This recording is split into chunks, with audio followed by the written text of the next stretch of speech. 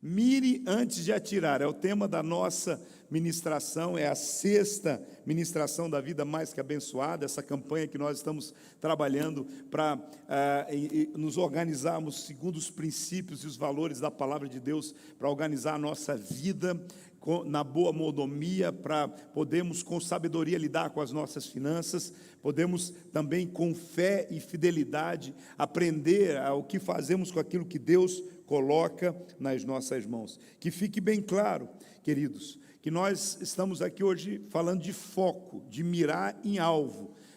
Não é apologia a você comprar armas ou qualquer coisa armas de fogo ou qualquer coisa desse tipo. Cada um tem o entendimento que tiver a respeito disso, mas aqui a nossa expectativa é de você pensar em mirar por causa de um alvo, por causa de um objetivo, ou de alvos e objetivos. A ideia é planejar antes de agir. Então, mire antes de atirar, planeje antes de agir. Não faça uma coisa sem primeiro estar organizado. Eu brinco sempre principalmente com as pessoas que trabalham com encanador, pedreiro, pessoas serralheiro, essas coisas. Você sabe qual que é Judil? Qual que é a essência da excelência? Sabe qual que é a essência da excelência? É você medir 2 vezes e cortar uma só. É medir 2 vezes e cortar uma só. Porque às vezes a gente nosso ímpeto, na nossa ânsia de resolver alguma coisa, a gente mede, corta. Aí quando você percebe, se você cortou errado para maior, ainda tudo bem, dá para cortar mais um pouco. Mas já aconteceu, Kátia, com você, de cortar alguma coisa e de repente você perceber que era menor e não dava para emendar? Então, a essência da excelência está nisso, em que tudo aquilo que a gente vai fazer, a gente tenha esse ponto de reflexão, para que a gente possa entender e planejar antes de fazer aquilo que está estabelecido. Olhar antes de fazer. Sim, é isso que nós queremos trabalhar um pouquinho, e vamos ver o que a palavra de Deus fala a respeito disso em Filipenses, capítulo 3, versículo 13 ao 14. Filipenses, capítulo 3, versículo 13 ao 14. Nós temos os PowerPoints? Obrigado. Irmãos, não penso que eu mesmo já tenha alcançado, mas antes eu faço uma coisa, esquecendo-me das coisas que ficaram para trás, avançando para as que estão adiante de mim, prossigo para o alvo, a fim de ganhar o prêmio do chamado celestial de Deus em Cristo Jesus. Vou ler novamente.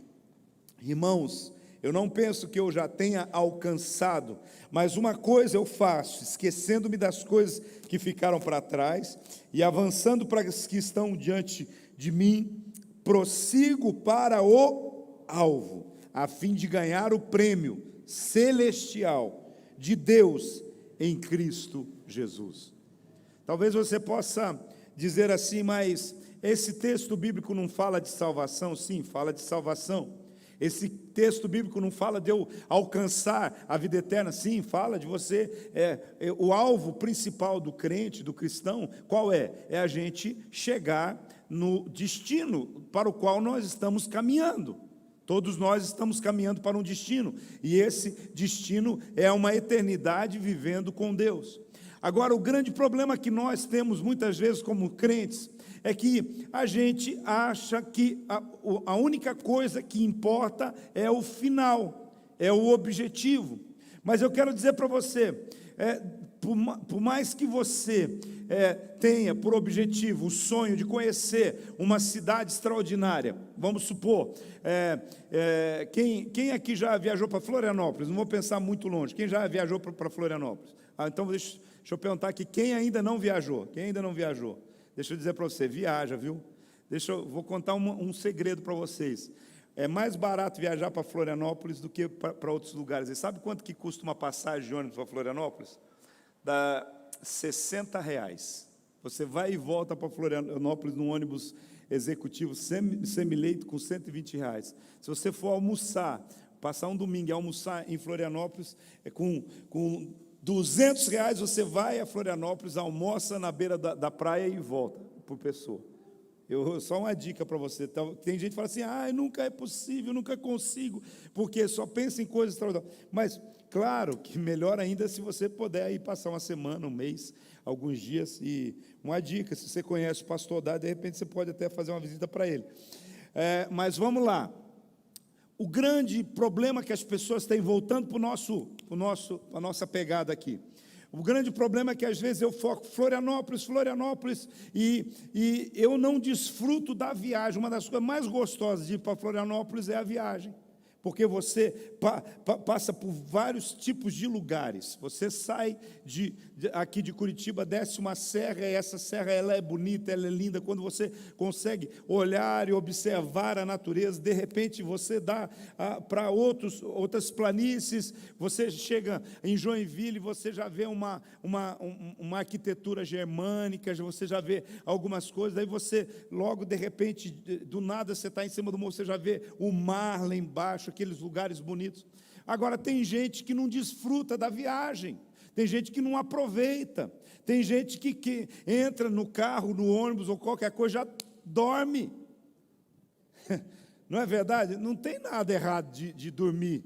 Mas é isso que eu quero dizer para você. Na vida cristã, tem muita gente simplesmente se lascando, vivendo, sofrendo, vivendo desgraçadamente, sem entender que o plano de Deus para nós não é só o final, mas é nos abençoar durante essa jornada, essa viagem. Sabe, é por isso que nós estamos falando de uma vida mais que abençoada. A vida mais que abençoada é a gente entender que Deus tem nos dado meios, recursos, objetivos, coisas, e se nós não estamos desfrutando, é porque nós não estamos sendo bons mordomos. É possível, sim, nós desfrutarmos dessa viagem, e é por isso que nós estamos investindo 7 semanas, ministrando sobre vida mais que abençoada, falando sobre administração de recursos, dinheiro, emprego, pagamento de dívidas, uma vida mais leve. É importante a gente entender que Deus nos dá o trabalho para a gente trabalhar bastante, mas Ele também nos dá o tempo para a gente poder descansar, desfrutar e viver o favor e o cuidado dEle para a nossa vida. Enquanto nós caminhamos, Ele está caminhando conosco. E quando Ele está caminhando conosco, nós temos uma vida de favor, uma vida mais que abençoada. Ken Blanchett é um grande escritor na área de finanças, administração. Ele diz assim: todo bom desempenho começa com objetivos claros. Todo bom desempenho começa com objetivos claros. Quando você tem claros diante de você os seus alvos, os seus objetivos, você então se prepara para alcançar aquilo e você desempenha bem porque você tem um objetivo. Eu quero chegar entre os 3 primeiros, eu quero vencer, eu quero ganhar um prêmio, eu quero ganhar um troféu. Agora, a grande questão é, quando nós falamos da nossa vida, quando nós falamos de tudo que envolve a nossa vida, onde que eu quero chegar? Eu vejo muitas pessoas dizendo, eu quero chegar na aposentadoria. Ok, pelo menos você tem já um objetivo. Você está entendendo? Mas se você quer chegar na aposentadoria, você tem que ser um bom funcionário, você tem que ter tempo de carteira ou de contribuição, você tem que ter algumas coisas, mas tem gente, eu nem sei, nem comecei a vida direito, é o tipo do crente Martinho da Vila, deixa a vida levar. Eu quero dizer para você, a vida vai te levar para lugares que você não pode não gostar. É importante você entender que Deus tem nos dado a chance da gente dirigir. Então, onde é que você quer chegar? Quando nós estamos falando da vida cristã, já é assim, aonde você quer chegar? Por que você aceitou Jesus? Por que você vem na casa de Deus? Por que você segue a Jesus? Porque eu quero chegar. Onde que eu quero chegar? Eu quero chegar no céu. Eu quero chegar na eternidade com Jesus. Mas é importante a gente ter esse entendimento sobre qual é a minha motivação, o que é que me leva a isso. A essência da sua motivação, ela é vital não somente para você saber, mas como que você deseja. Não é só eu sei que eu vou para o céu, mas como que eu vou chegar lá? A trancos e barrancos. A trancos e barrancos. Tem gente que vive fazendo uma oração assim: Senhor, eu estou vivendo uma vida aí meio meia boca, meio mais ou menos, mas não deixa, na última hora pelo menos me dá uma chance de eu me arrepender dos meus pecados e pedir perdão e ir para o céu. É igual algumas pessoas que vivem um dia inteiro de bagunça, xingamentos, sem se preocupar. Aí quando chega a noite, ele tem tanto medo de que o anjo da morte o visite de noite, que daí ele ora, perdoa todos os meus pecados em nome de Jesus, amém. E aí ele fica santinho só para dormir. Mas e se Jesus volta durante o dia, Jorge? Se Jesus volta no meio daquela discussão, aquele negócio todo, quando você tem... Porque tem gente... Hoje nós temos mais do que um problema da discussão cara a cara. É as pessoas que têm os dedos nervosos, né? Tem gente que fica macho, tem gente que fica, corajosa demais atrás de um teclado de celular, né? E manda a boca para lá. E se Jesus chega no meio de uma conversa dessa, de uma pegada dessa? É por isso que nós precisamos entender como é que eu quero chegar. Eu quero chegar no céu e entender assim: olha, eu já estava preparado, eu já estava com tudo certo aqui, porque a minha vida já estava sendo um pedacinho do céu, a minha família já era um pedacinho do céu, a minha igreja era o lugar, quando eu adorava, eu sentia que os céus eram rasgados, e é por isso que eu queria sempre estar ali. O meu trabalho era assim, aquele momento que eu estava sempre entendendo que os céus estavam abertos, o Senhor me abençoou, e é por isso que eu estou aqui. Então, como é que você quer chegar? Como é que você vai chegar? Então, a essência da sua motivação é exatamente o que é mais importante. Não é apenas onde, mas é como. É como eu vou chegar. Irmão, tem gente que vai chegar estrupiado no céu. Tem gente que eu acho que vai ter que já ter na porta do céu assim uma clínica de estética para poder fazer um monte de plástica, porque vai chegar arrebentado, vai chegar com o cabelo feio, vai chegar maltrapilho. Não é esse o propósito de Deus para a sua vida. Você foi feito lindo, linda, maravilhoso, maravilhosa. Precisa ser um bom mordomo, inclusive cuidar dessa coisa tão especial que Deus te deu, que é o seu corpo, que é a sua vida. É importante a gente entender. Agora, Provérbios 16:3 diz assim: consagre ao Senhor tudo o que você faz, e os seus planos serão bem-sucedidos. Consagre ao Senhor tudo o que você faz. O que é que você faz? Quando nós estamos falando do que você faz, muitas vezes está ligado à questão do seu trabalho. Está ligado a respeito daquilo que você faz como pessoa, pelo seu filho, a forma como você ensina, a forma como você conduz. Aquilo que você faz está ligado ao que você faz ministerialmente falando. Então, tudo aquilo que nós fazemos, consagre ao Senhor tudo que você faz, e os seus planos serão bem-sucedidos. Esse consagrar ao Senhor é realmente você dizer assim: eu não posso fazer nada que não seja da vontade do Senhor. Eu não posso fazer nada que não seja abençoado pelo Senhor. Eu não posso fazer nada que eu não tenha conversado com o Senhor sobre isso. Então, quando eu consagro e digo: Senhor, eu vou para o meu trabalho eu estou fazendo para Ti. O meu jejum eu estou fazendo para Ti. A forma como eu me visto para Você, Jesus. Mas como assim? Eu me visto para o meu marido, para a minha mulher, eu me visto para as pessoas, eu me visto... Não, a gente precisa entender, tudo que nós fazemos, nós precisamos fazer para Deus. Nós precisamos consagrar ao Senhor. E aí, todos os planos, então, são bem-sucedidos. Às vezes a gente fracassa nos planos, é porque nós fazemos pensando nas pessoas. Eu faço por causa do meu pai, eu faço por causa da minha mãe, eu faço porque o pastor falou que tem que fazer e tudo mais. Mas eu preciso entender se eu estou fazendo porque realmente eu estou consagrando a Deus. Na vida de um servo de Deus que é um bom mordomo de Cristo, ou deveria ser um bom mordomo de Cristo, nós precisamos entender que os fins não justificam os meios. Nós precisamos entender que só podemos fazer algo que, se o fim é bom, e usar meios bons para alcançar as finalidades que nós temos. Tem muita gente que pensa só no fim das coisas. Não, tudo que nós fazemos precisa ser consagrado ao Senhor. Então, uma das coisas que eu preciso quebrar aqui nesse tempo é que você não pode ter vergonha de querer ser bem-sucedido. Você não pode ter vergonha de querer ser bem-sucedido. Deixa eu usar uma outra linguagem aqui. Se é para confrontar, é para confrontar. Deixa eu falar Você não pode ter vergonha de querer enriquecer e prosperar. Ah, mas riqueza não é pecado? Não, ela é pecado se o objetivo estiver errado.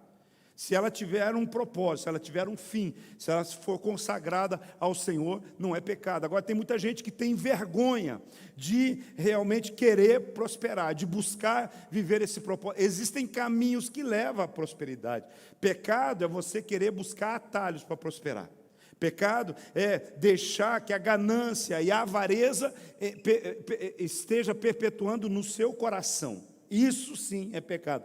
Agora, dizer, eu quero ter uma vida mais confortável, eu quero dar uma vida mais confortável, eu quero poder, a qualquer momento que houver uma necessidade na casa do Senhor, eu não quero ver os meus pastores quase implorando por uma ajuda ou por alguma coisa, não, eu quero poder realmente ter recursos nesse sentido. Se você consagra ao Senhor os seus objetivos, os seus planos são estabelecidos.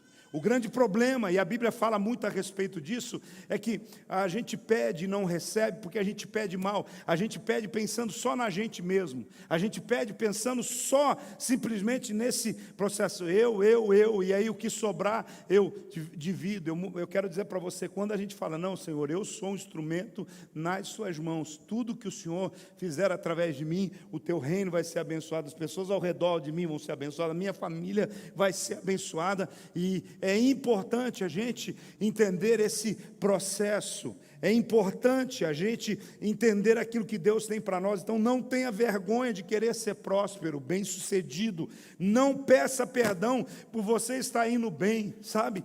Porque a coisa mais terrível que tem às vezes é quando você alcança um sonho, um objetivo, e as pessoas vêm, e algumas pessoas falam assim, parabéns.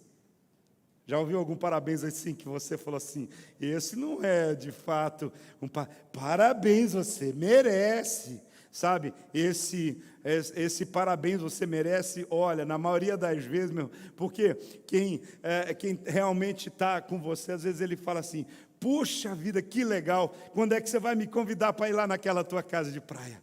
Quando é que você vai me botar dentro desse carrão para dar uma volta nele, porque eu nunca andei num carro desse. E isso e aquilo, as pessoas que se alegram com você, elas mergulham, elas embarcam na tua prosperidade, na sua bênção. Mas não fique justificando, você não tem que justificar porque Deus te abençoou. Se você praticou os princípios, se você fez as coisas certas e Deus te abençoou, você não tem que pedir desculpa para ninguém. Se você for pedir desculpas, ficar se justificando para as pessoas porque foi abençoado por Deus, você vai estar ofendendo a Deus. Você precisa simplesmente testemunhar e dizer assim, eu tenho vivido a bênção de Deus sobre a minha vida, tenho sido fiel, e o Senhor tem me recompensado, apesar de eu nem merecer.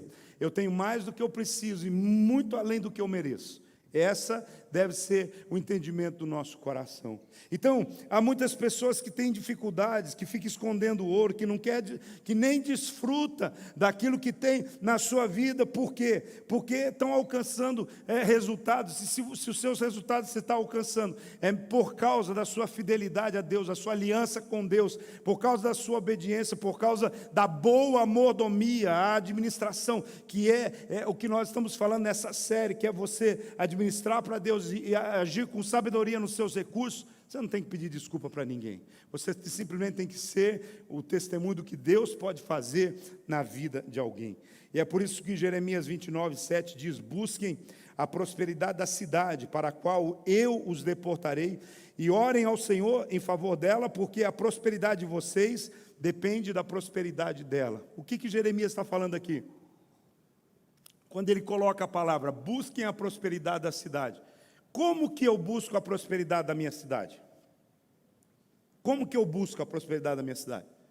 Trabalhando, dando o meu melhor, sendo um bom cidadão, vigiando os processos que existem na cidade a respeito de corrupção, orando e me movendo para impedir a miséria, movendo para impedir a ruína, o fracasso, a pobreza, a violência, que é um ponto muito, muito terrível para trazer miséria sobre uma cidade. A violência é uma coisa terrível. Então, olha o que Jeremias diz: olha, vocês não é nem a terra de vocês, é num lugar que vocês vão ser deportados. Vocês estão sendo levados contra a vontade de vocês. Vocês estão sendo levados à força. Mas quando chegar lá, sabe o que faz? Prove que a bênção está com vocês. Busquem fazer com que a prosperidade esteja naquela cidade. Porque é uma via de mão dupla. Da prosperidade da cidade depende da sua prosperidade.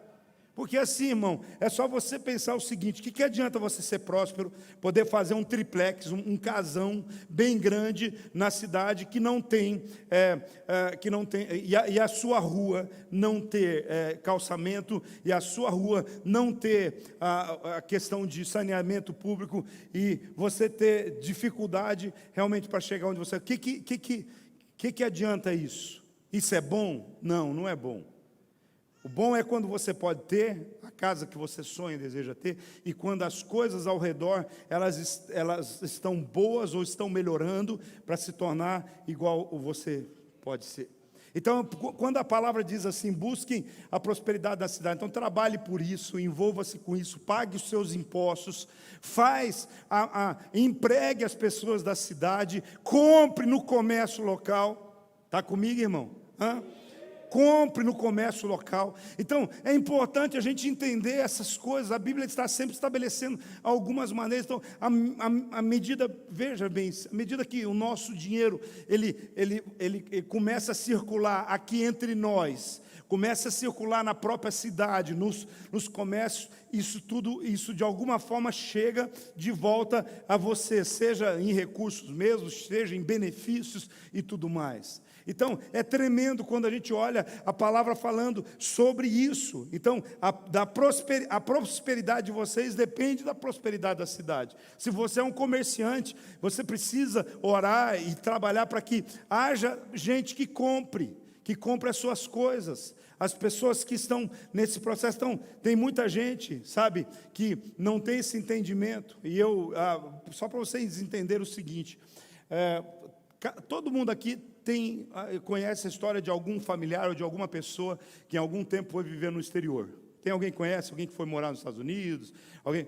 Aí você vai ouvir sempre, eu vou falar para vocês assim, a maioria daquelas fotinhas que aqueles seus amigos, principalmente a galera que vive nos Estados Unidos, manda para você, cheio de coisa em 9 horas, eu vou dizer para você assim, na verdade, eles tiveram um tempo muito curto, eles fazem igual a gente em viagem, vai em lugares bonitos e especiais, tira foto e faz o check-in e manda. Porque deixa eu dizer para você, pensa numa vida difícil. Pensa numa vida difícil. Você teve família que morou no Japão. Pensa numa vida difícil, sabe? Muito difícil. Lá eles moram muitas vezes nos porões, naquilo que eles chamam das caves. Eles moram, às vezes, 4, 5 pessoas em 1 ou 2 cômodos. Eles trabalham 12 a 14 horas por dia.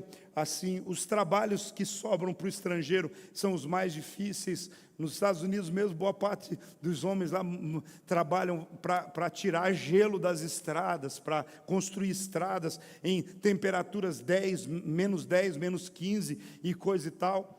E sabe o que acontece? Daí você fala assim, e boa parte deles vivem mal, vivem assim muito ajustadinho. Por quê? Porque a maioria das pessoas que eu conheço que foi para os Estados Unidos para trabalhar, eles mandam dinheiro de volta para o Brasil, pensando em um dia ter uma prosperidade aqui. Olha, deixa eu dizer para você, as coisas precisam ser organizadas. Não tem nada errado de mandar dinheiro para o Brasil, investir no Brasil e tudo mais. Mas eu quero dizer para você o seguinte, eu conheço algumas famílias, mas eu vou usar exemplo de uma família, que a família deles é aqui de Pinhais, e eu estive com eles lá nos Estados Unidos. Eles foram para ficar 10 anos para trabalhar. Aí ficaram 5, 10, ficaram 15, ficaram 20, já estão entrando na 3ª década e não conseguiram voltar para o Brasil. e tudo que sabe fazer é trabalhar e morar mal e viver mal, e mandou dinheiro para o Brasil, e galera aqui que administrou para eles fez farra e tudo mais. E o desafio é que é imigrante, que não tem como ir e voltar, né? Não tem documento, não tem, porque se vier de volta, não volta para os Estados Unidos. Então, deixa eu dizer para você, aqui o texto quer dizer assim, ó, na terra que você está, busca a prosperidade daquela terra lá, seja próspero naquela terra lá, invista, não tem que fazer, faz um negócio lá, se um dia você for voltar, que você seja próspero e volte próspero para o seu lugar. E essa história se repete várias vezes que eu tive na Europa, é a mesma coisa, gente vive 10, 15 anos mal, pensando no final da vida de voltar para cá para viver bem, e muitos não conseguem, porque acaba adoecendo, morrendo, e quando volta para cá, sabe para quê? Gastar todo o dinheiro que ganhou lá para cuidar da saúde. O que adiantou? Então é por isso que nós precisamos entender, o lugar aonde nós estamos é o lugar que Deus nos deu, o lugar que é abençoado, e a Bíblia traz os ensinamentos, mas a gente quer ir contra aquilo que a Bíblia ensina para nós. Ok, eu não sei por que o Senhor me deu essa direção de falar para vocês, mas é só para você entender essas coisas. Apenas não seja desonesto nos métodos, não seja egoísta nos resultados. Quer prosperar, quer enriquecer, quer debaixo do favor, da bênção de Deus, esse cuidado você precisa ter. Não ser desonesto, alcançar os objetivos por meio de desonestidade. E com os resultados não seja egoísta, divida, compartilhe, multiplique, oportunize. Deus, muitas vezes, tem feito pessoas abençoadas para abençoar. Deus tem prosperado pessoas para que você possa levar outras pessoas à prosperidade. Robert Morris, ele diz o seguinte: o foco nos objetivos é a chave para chegarmos onde queremos ir na vida com Deus. O foco nos objetivos é a chave para a gente chegar aonde a gente quer com Deus. Então nós, tanto com Deus como em Deus, nós temos que ter foco, a gente tem que ter objetivo. Quem leu o devocional de hoje aí, nos céus abençoados, hoje é falar sobre o foco que a gente tem em Deus. A vida de oração, dos céus abertos, da profundidade em Deus, não é isso? Esse é o foco em Deus. Eu tenho um foco de estar em Deus, receber em Deus. E muitas vezes é quando eu estou em Deus que Ele me revela aonde eu posso ir com Ele. Muita gente não entende isso. Às vezes o tempo que eu estou em Deus, em oração, em meditação, em reflexão, é naquele momento em que a minha mente, ela fica realmente focada em algo específico, que é Deus, e aí Ele me mostra aonde que eu posso ir com Ele, principalmente nessas áreas de ministério, de chamado, de propósito, de prosperidade profissional. Então, se o seu objetivo de vida, de paz, é poder ter o resultado apenas dentro das suas próprias posses, se o seu objetivo é ter a libertação das dívidas, se o seu objetivo é você poder, através daquilo que Deus dá para você, você ser generoso, não por necessidade, mas por uma alegria de disponibilidade do seu coração, porque é isso que é gostoso, a generosidade de alguém que realmente ama fazer, ama ter para doar, não é amo ter para guardar, amo ter para acumular, eu amo ter para doar. Então você precisa também entender o seguinte: tem que ter objetivos. Eu simplesmente não posso sair igual o Silvio Santos por aí, quando eu estou próspero, abençoado. Quem quer dinheiro? E eu jogo um aviãozinho, quem pegar, pegou, e coisa e tal. Não, eu preciso ter um objetivo, eu preciso ter um foco, eu preciso realmente cumprir aquilo que Deus tem para a minha vida, para o meu coração. Se você não sabe onde está indo, qualquer caminho te levará para algum lugar. Esse é um secretário americano dos mais famosos que teve. Ele diz assim: ó, se você não sabe o teu objetivo, você não está certo, você pode pegar qualquer caminho e ele vai levar a algum lugar, Mas talvez esse não é o lugar que você deveria chegar. É igual a história de algumas pessoas que acham que todos os caminhos levam a Deus. Todas as religiões salvam. Basta você ter fé e acreditar, fechar os olhos e sair por aí, e você vai chegar. Eu quero dizer para você, se você tiver esse tipo de mentalidade, vai chegar no inferno. Então, é importante entender que existe um único caminho que leva a Deus. A gente tem que focar nele, que é Jesus. É a cruz do Calvário, e você vai perceber que esse caminho que leva a Deus, ele tem, é a cruz que estabelece para nós um entendimento. Na cruz, ele levou sobre si os nossos pecados, as nossas doenças, ele levou sobre si as nossas maldições, inclusive as maldições financeiras e econômicas. Então, nós precisamos entender que o único caminho para vivermos uma prosperidade saudável, abençoada, é a cruz de Cristo, é o foco nesse propósito. O pastor Rick Warren, ele diz o seguinte: a maior diferença entre as pessoas mais moderadamente bem-sucedidas e as muito mais bem-sucedidas é que o segundo grupo acertou os seus alvos. Então tem gente medianamente bem-sucedida. Eu sou, porque assim, deixa eu dizer para você, se você é um crente normal, um crente comum, uma pessoa que está vivendo a sua vida aí, tipo assim, eu tenho meu casamento, eu tenho uma casa para morar, não é minha, mas eu consigo pagar o aluguel direitinho, eu tenho um carrinho para andar, eu consigo pagar as minhas contas. Você está tendo uma vida abençoada normal, você está tendo uma vida normal que Deus tem te cuidado de você. Agora, existe, aí você olha, mas realmente, a maioria das pessoas, o que eu percebo é assim, ela tem essa vida normal. Mas deixa eu dizer para você, a proposta de Deus para nós é viver uma vida mais que abençoada. Não é viver uma vida normal, é uma vida sobrenatural. A proposta de Deus para nós é realmente a gente ter o foco em entender que, através de milagres extraordinários, Deus tirou o povo de Israel do deserto, do Egito. E depois, no deserto, Ele sustentou, guardou com milagres sobrenaturais. Quando fala de sustento, de manutenção, de cuidado, nós vamos ver sempre o sobrenatural ativado sobre as nossas vidas. O povo, cerca de 4 a 5 milhões de pessoas num deserto, entre homens, mulheres e crianças, e ter comida para eles todos os dias, é algo normal ou é algo sobrenatural? Acordar pela manhã e saber que a comida caiu do céu é algo normal ou é algo sobrenatural? Está com vontade de comer carne, como o pastor falou na quarta-feira aqui, está com vontade de comer carne, e de repente o Senhor mandar tanta carne, que se fosse somar no lugar, dava 1,5 metro de tanta carne lá para o povo naquele tempo. Isso é algo normal ou é algo sobrenatural?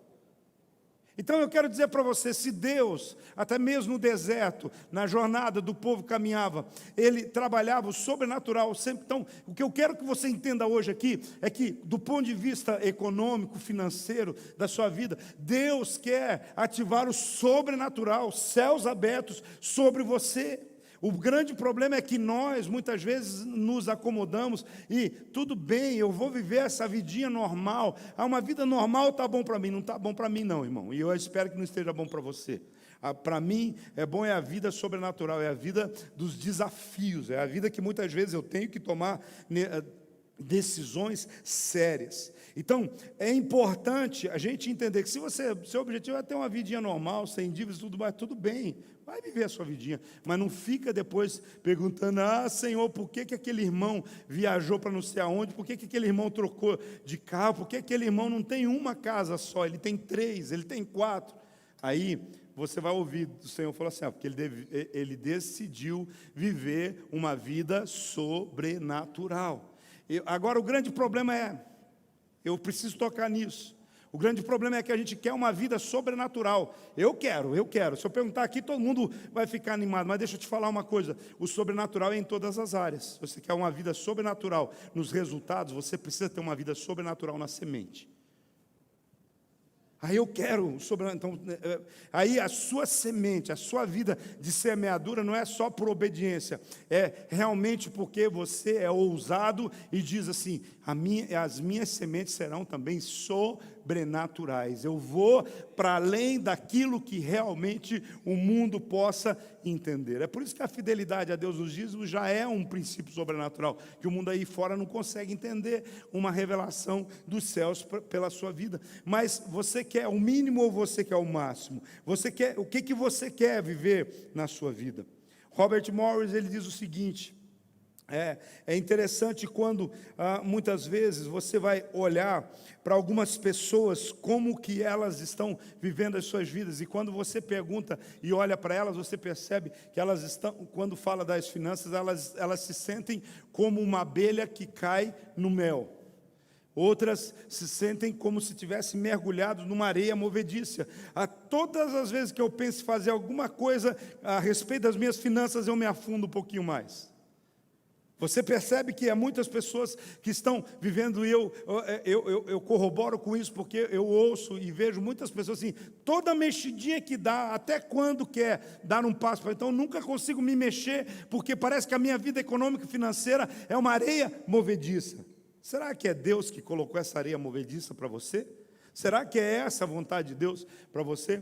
Aí eu prefiro então que seja você como a abelha que caiu, não é no mel não, a que cai no mel morre. A abelha que caiu no leite. Então seja você a abelha que cai no leite.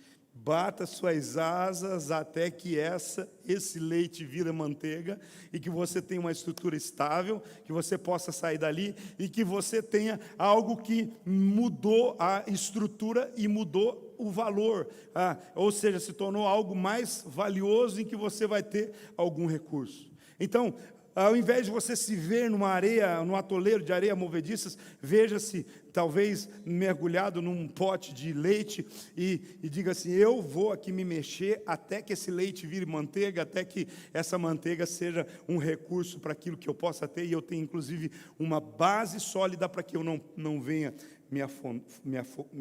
morrer afogado. Então, algumas perguntas que a gente precisa fazer para a gente entender como que eu posso me organizar e ter alvos, mirar antes de atirar. Primeiro, onde você está hoje? Onde que eu estou hoje? Diante dos meus sonhos, dos planos, das coisas que eu desejei para a minha vida. A pergunta é essa: onde você está hoje? A segunda: você sabe onde você quer ir? Aonde eu quero ir? Aonde que eu quero chegar? Agora, como você quer chegar nos seus objetivos? Você quer chegar bem para poder desfrutar do que você tem recebido? Você quer chegar estrupiado e de repente você conquista o alvo, mas outra pessoa é que vai desfrutar? A última coisa aqui dessas primeiras perguntas é: para que deseja chegar? Essa última pergunta, ela é importante no processo de Deus, porque dela depende todas as outras perguntas. Para quê? Para quê? Para que eu quero ter mais? Para que eu quero prosperar mais? Para que eu quero crescer mais? Qual é o objetivo? Qual é a minha motivação? As motivações, elas são o que importa para Deus. É isso que importa para Deus. Se a motivação é correta, para quê? Para que eu quero ter mais? Para que eu quero ter a estabilidade? Para que? Qual é o objetivo? É só por causa de mim mesmo. A palavra vai repetir dizendo: pedis e não recebeis, porque vocês pedem mal e pensando apenas nos seus próprios deleites. Agora, quando você pensa coletivamente, quando você pensa, como o texto bíblico nós diz, trabalhe pela prosperidade da cidade. Quando você pensa no próximo, quando você pensa no todo, quando você pensa: eu vou ser um cidadão melhor, eu vou utilizar e vou otimizar a minha ação com os meus recursos, com os meus bens, porque eu quero abençoar o todo. Eu vou usar as experiências que eu tenho para ensinar, mentorear outros rapazes, outras pessoas, casais e até gente já mais madura. Mas deixa eu falar uma coisa para você. Vamos lá, abrindo parênteses aqui. Sabe, você que já aprendeu a lidar com as finanças e tem feito de forma correta, e está vendo algum irmão seu, alguma pessoa na igreja está fazendo errado, chama ele do lado e diz: deixa eu ajudar você. Aí ele vai falar assim: vai me dar dinheiro? Não, vou te dar conhecimento e sabedoria. Você está entendendo? Claro, e aí se você vê que a pessoa é uma pessoa que tem ativo, você puder, recompensa também, ajuda também. Mas o que falta muitas vezes é isso, quando a gente não procura ajudar. Eu já tenho conhecimento, sabedoria, chama para perto de você, coloca, ajuda, mentoria, essa prática da mentoria é muito importante, porque tem muita gente que só está precisando de que alguém mostre os caminhos, os alvos, a mentalidade. Mas eu não estou nem aí com isso não. Meu irmão, se ele prosperar, se ele for abençoado, a cidade vai prosperar, outros vão prosperar, outros vão ser abençoados, e essa bênção vai voltar de uma forma em cascata sobre você de novo. Então, eu quero dizer para você, não pense que a capacidade, a inteligência, o dom que Deus deu para você adquirir riquezas, para você administrar bem, inclusive para você ser fiel no pouco e conseguir sair de onde você saiu. Conte o seu testemunho, mostre o que pode ser feito. Tem muita gente gastando demais com comida fora aí, tem gente que pede comida fora todo dia, isso fura o bolso, isso é um assunto para outro dia. Mas deixa eu dizer para você, tem muita gente que não sabe realmente valorizar cada centavo, e tem gente que não sabe o que ele ganha por dia. Tem gente que, eu já perguntei para pessoas assim, quanto que você ganha por mês? Eu ganho 3 mil por mês. E quanto você ganha por dia? Deixa eu pegar aqui o meu celular, tem uma calculadora, irmão, 30 dias por semana, você ganha 3 mil por mês, você ganha 100. Pronto, tem gente que não sabe. E aí, às vezes você pergunta assim, quanto que você gasta por dia? Gastar eu sei, eu gasto 150, 120. Mas se você ganha 100 por mês, é que eu não sabia quanto que eu ganhava por dia. Às vezes, irmãos, são coisas básicas assim, fundamentais.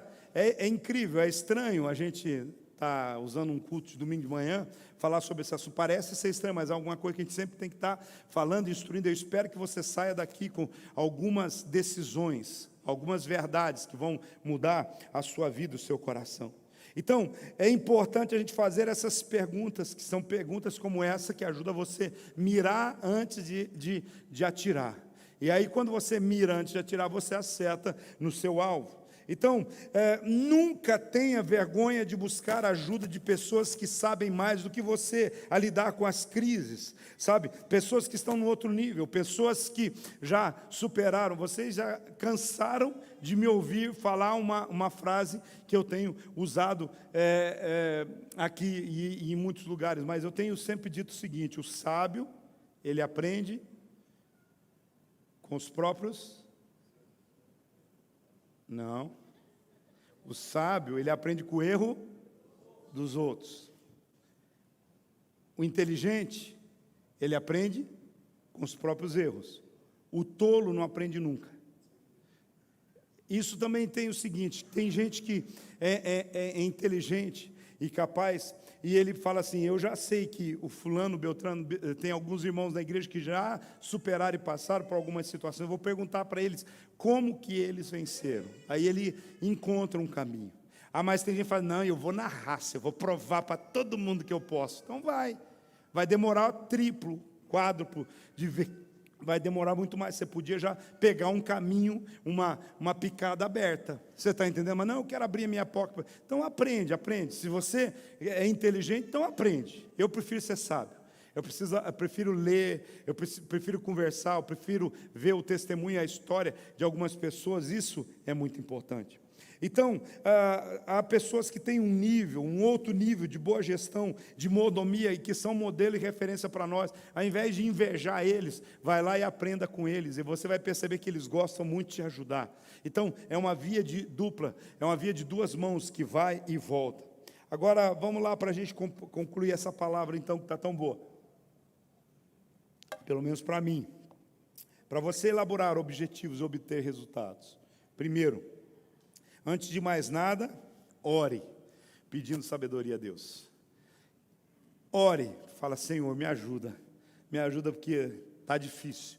Eu não estou conseguindo encaixar as coisas. A palavra de Deus diz assim, em Lucas 14, aliás, em Tiago 1, 5 a 6, se alguém de vocês tem falta de sabedoria, peça a Deus que a todos dá livremente, de boa vontade, e lhe será concedido. Então, peça, porém, com fé, sem duvidar por aquele que duvida, pois aquele que duvida é semelhante à onda do mar, levada e agitada no vento.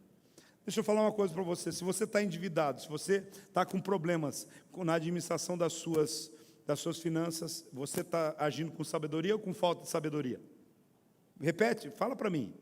Quem está endividado, quem não está sabendo lidar corretamente com o recurso, por menor que ele seja, está sendo sábio ou está agindo com falta de sabedoria? Falta de sabedoria. O que a Bíblia diz quando eu tenho falta de sabedoria? O que eu preciso fazer? Ora a Deus e Ele vai dar.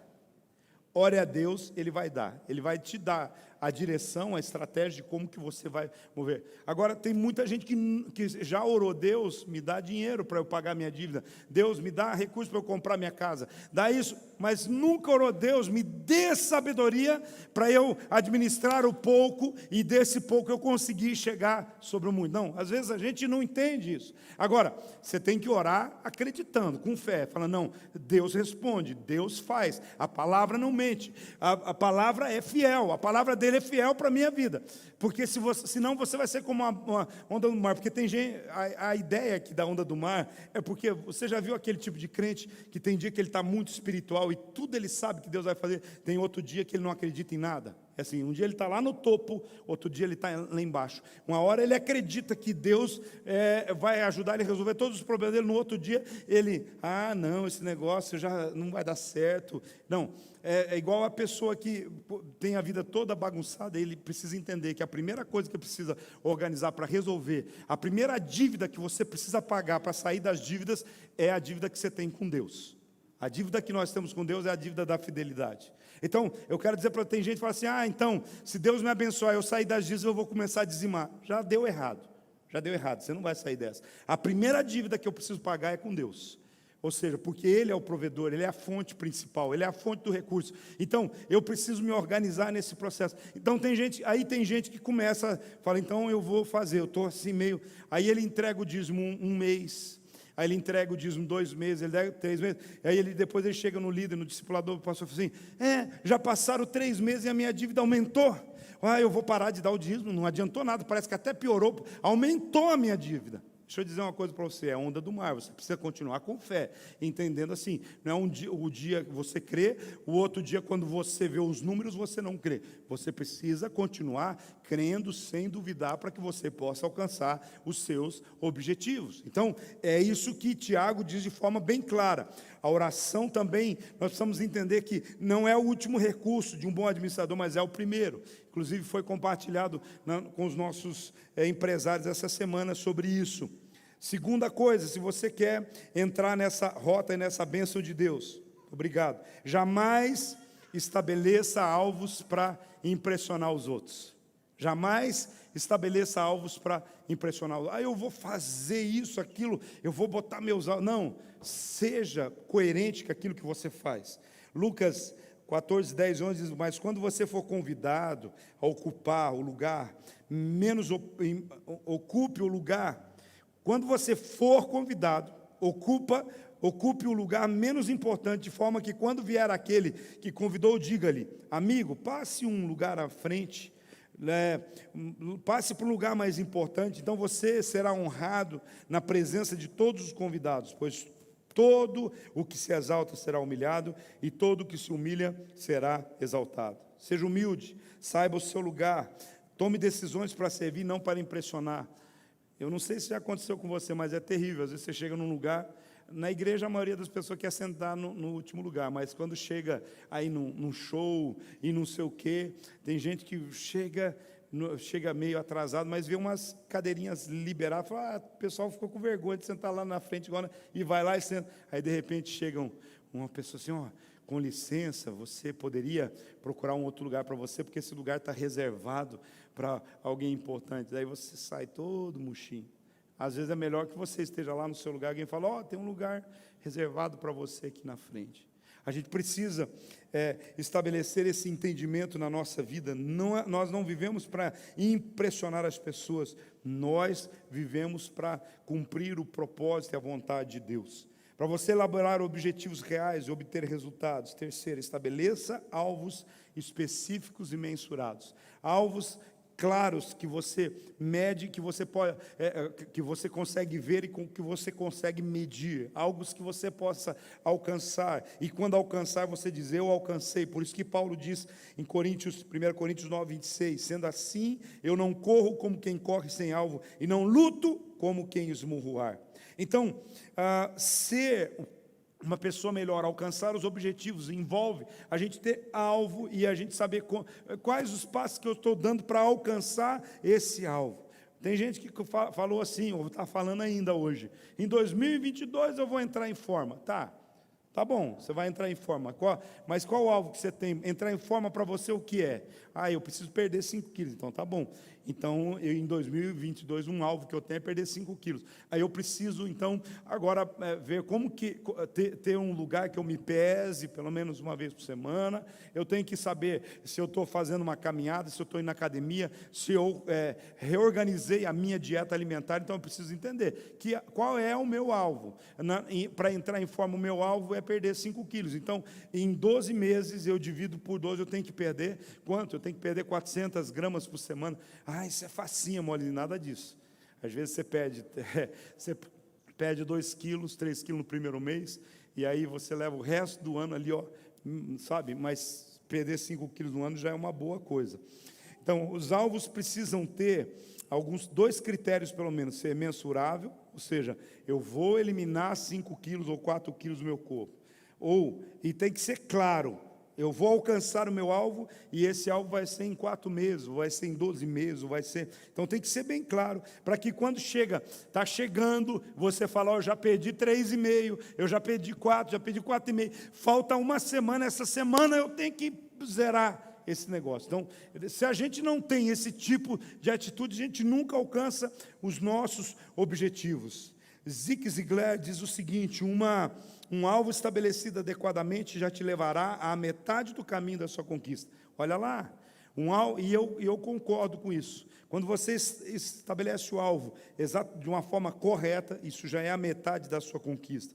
E ainda você pode, de forma didática, dividir os seus passos maiores em passos menores, em passos gradativos, né? Porque às vezes a gente quer fazer 2 horas de caminhada por semana, ok? Aí eu quero fazer tudo num dia só e os outros dias eu vou ficar no estresse sempre. Não, divide essas 2 horas a semana inteira, isso vai ser melhor, você vai ter mais resultados nisso tido.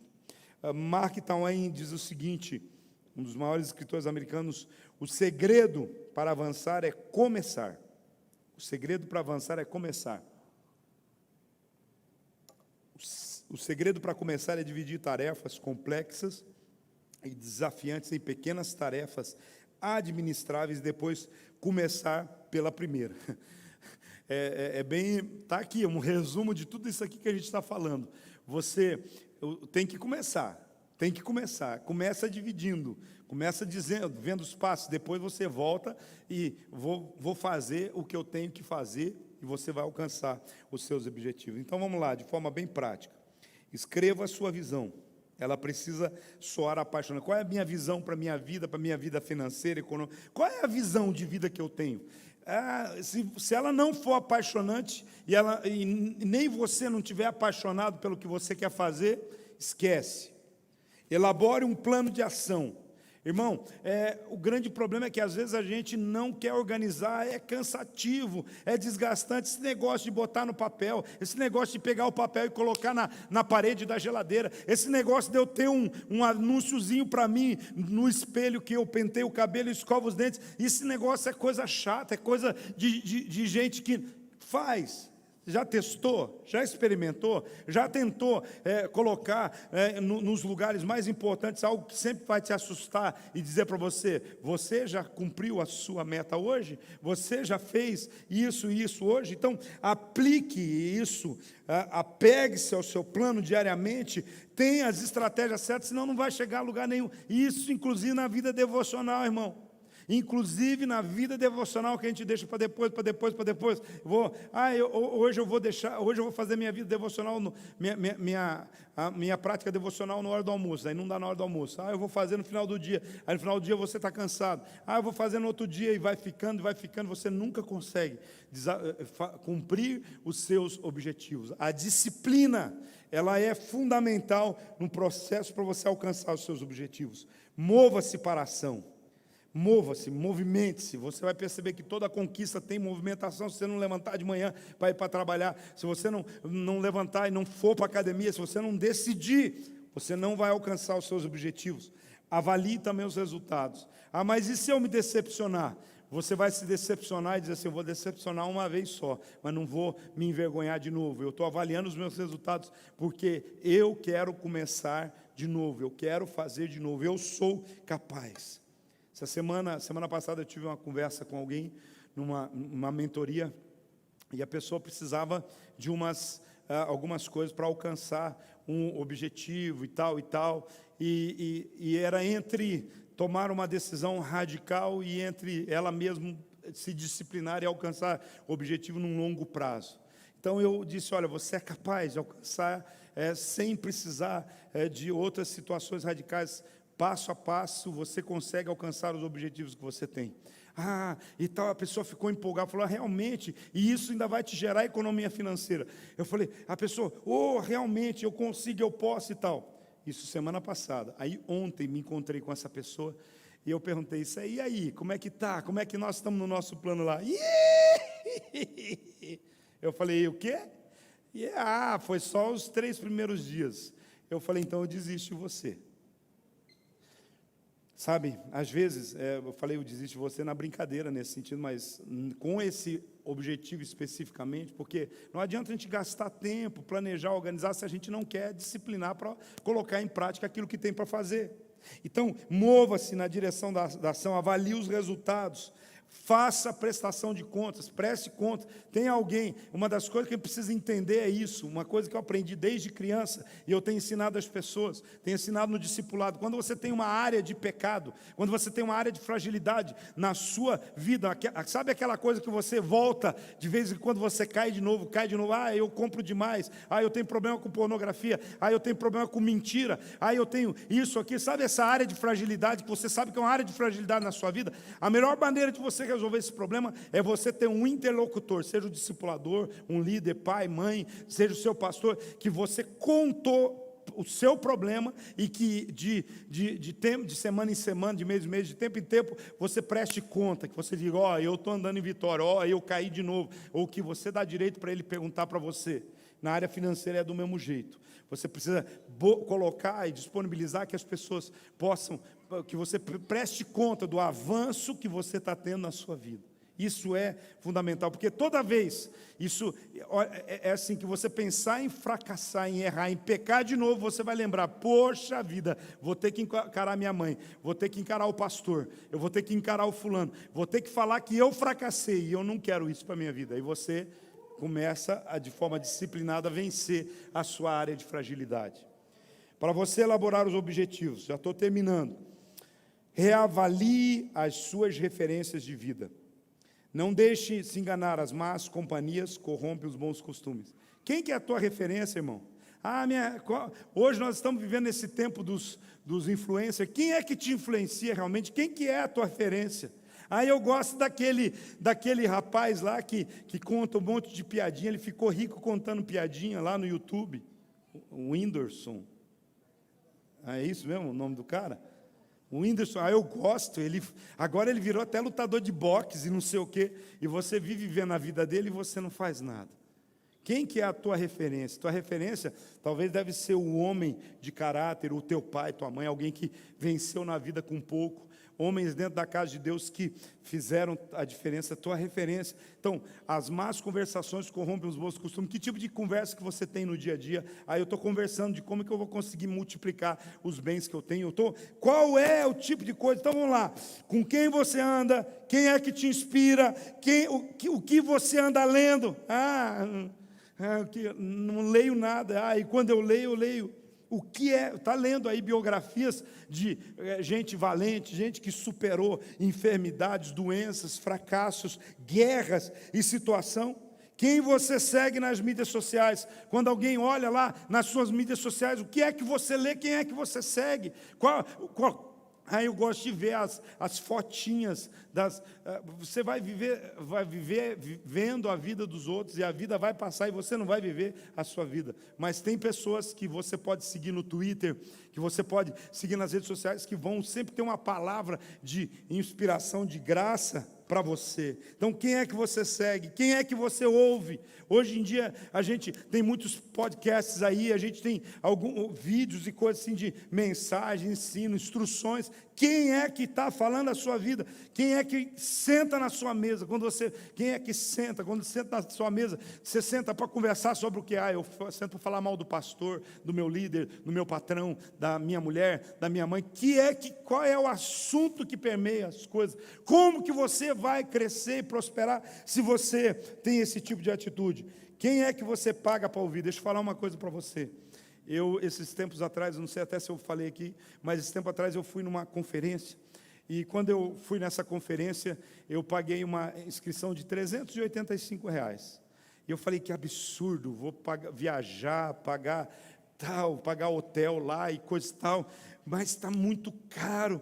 Mas pronto, o Espírito Santo falou que era para eu ir, e eu fui. E eu fui nessa conferência. Quando eu cheguei nessa conferência, irmãos, deixa eu falar para você, quando eu sentei numa conferência evangélica cristã, quando eu sentei para ouvir, para ser ministrado, o louvor foi uma bênção. E aí, de repente, um pastorzinho assim, de 1,60 m, 65, magrinho, coisa e tal, chegou e pegou a palavra.